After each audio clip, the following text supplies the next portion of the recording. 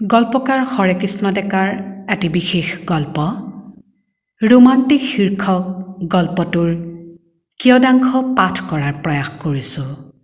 গল্প ৰোমান্টিক, গল্পকাৰ হৰেকৃষ্ণ ডেকা।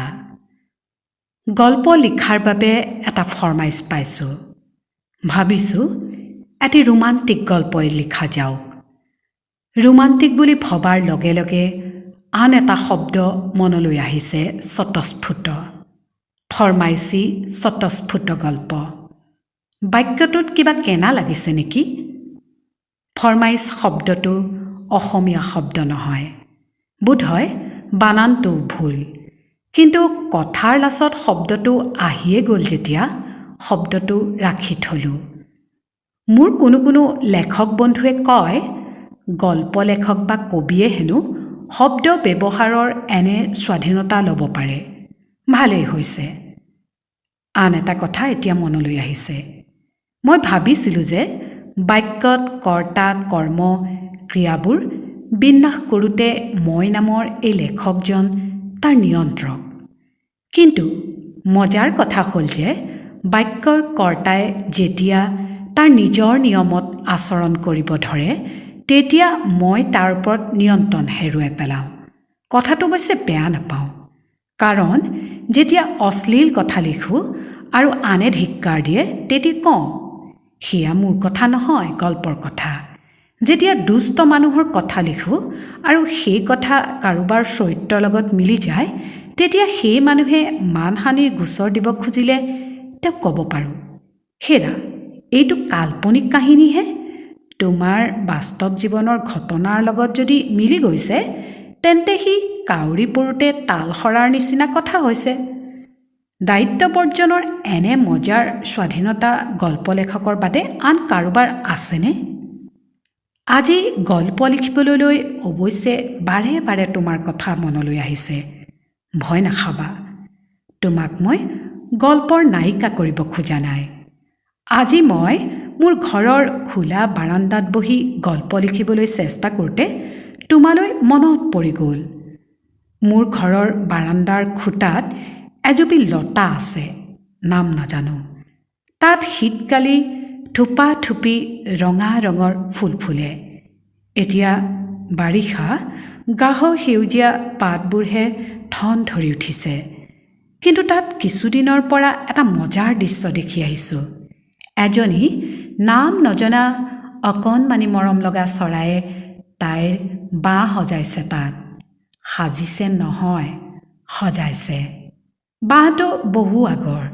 তাত টুনি চৰাই পৰিয়াল এটি যোৱা বছৰ আছিল, এতিয়া নাই, ক'ৰবালৈ গৈছেগৈ। এই বাঁহটোলৈকে এই নতুন অকণমানি চৰাইজনী আজি কিছুদিনৰ পৰা আহিবলৈ লৈছে। মোৰ বাৰান্দাৰ সন্মুখত থকা লনখনত বৰষুণ পৰাত ওখ ওখ বন হৈছে। বৰষুণত মাটিবোৰ ঢিলা হোৱাৰ কাৰণে বহুদিন বনবোৰ গুচাব পৰা নাই। এই নতুন চৰাইজনীয়ে একোটা বন ঠোঁটেৰে কামুৰি বাঁহটোলৈ লৈ আহি বাঁহটো সজাব ধৰিছে। নতুন চৰাইজনী টুনি নিচিনাই সৰু, কিন্তু টুনি চৰাই নহয়। চোৱা মই কেনেকৈ চৰাইজনীক জনী কৰি পেলাইছোঁ। মইতো চিনি নাপাওঁ এই অকণমানি চৰাইটি পুৰুষ নে নাৰী। পুৰুষ নে নাৰী বুলি কওঁতে তোমাৰ চাগে হাঁহি উঠিছে নহয়। কিন্তু চৰাই যদি মানুহৰ দৰে কথা ক'লেহেঁতেন, সিহঁতেও চাগে স্ত্ৰী পুৰুষ বুজাবলৈ এনে ভব্য শব্দই ব্যৱহাৰ কৰিলেহেঁতেন। মতা মাইকী শব্দ দুটা যেন ইতৰ শব্দ। কোনেও কিন্তু এই শব্দ দুটাক ইতৰ কৰি সৃজন কৰা নাই। শব্দ দুটাক যদি ইতৰ বুলি ভাবিছোঁ, সেই ইতৰতা আমাৰ সাংস্কৃতিক মনৰ মানসিকতাই দিছে। মই অকল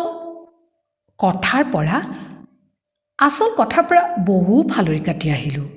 মই কৈছিলোঁ, মইনো এই চৰাইটিক চৰাইজনী বুলি কিয় ল'লোঁ? পুৰুষৰহে মন। তাই যে বাঁহ সজাইছে, সেই কাম ফেৰা যে আমি নাৰীৰ কাৰণে আছুতীয়াকৈ ৰাখিছোঁ। এই চৰাইটিও যদি বাঁহ সজোৱাৰ সলনি বাঁহ সাজিলেহেঁতেন, অৰ্থাৎ কনষ্ট্ৰাক্ট কৰিলেহেঁতেন তেনেহ'লে চৰাইটি চাগে মোৰ চকুত পুৰুষ ৰূপে ধৰা দিলেহেঁতেন। কিন্তু শুনা, মোৰ ভুল হোৱা নাই। এইটি চৰাই সঁচাকৈ স্ত্ৰী জাতিৰ। আজি বাৰান্দাত বহি গল্পৰ কথা ভাবি থাকোঁতে দেখিলোঁ আন এটি চৰায়ে তাই মন আকৰ্ষণ কৰিবলৈ ঘূৰি ফুৰিছে। বিচিত্ৰ ভংগীৰে সি নাচি নাচি তাইৰ ওচৰেদি অহা যোৱা কৰিছে। তাই কিন্তু ভূক্ষেপেই কৰা নাই। তাই আপোন মনে বনবোৰ ছিঙি ছিঙি আনি বাঁহটি ধুনীয়া কৰি তোলাত ব্যস্ত।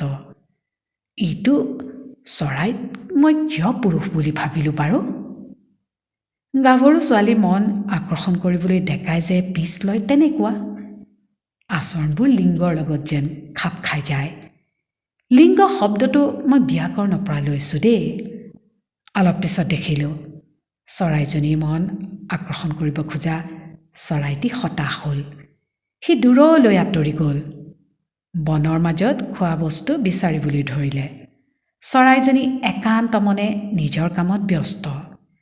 পুৰুষ চৰাইটিৰ মনটো কিন্তু এতিয়াও লোলুপ।